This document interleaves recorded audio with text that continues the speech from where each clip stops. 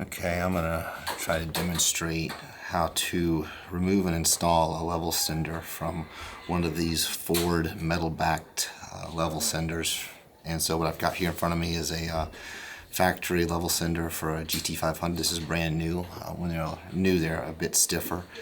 If you have an older one, we used to always use a flat tip screwdriver to spread the little tangs out here on the level sender to release it from the metal plate. But on a new one, we found that it's quite a bit difficult. So I don't like to use that. I found that something cylindrical and round does a better job. And so what we can do is you can press this directly over the tangs, and what it does is it spreads the tangs while applying a downward force to help release it a little bit easier. So I'll try to demonstrate here. So I'm going to just press this over and then push down on it,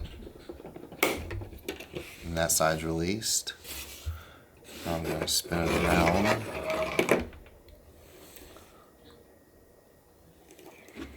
And do the other side. Just going to press down on this.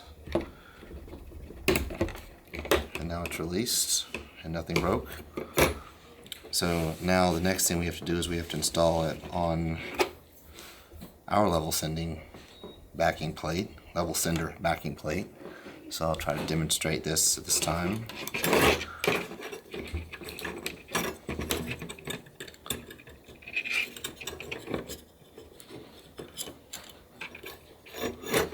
Just line it up with everything, and then we do one at a time like this, and then I'll grab the other one and do it like this. Nice.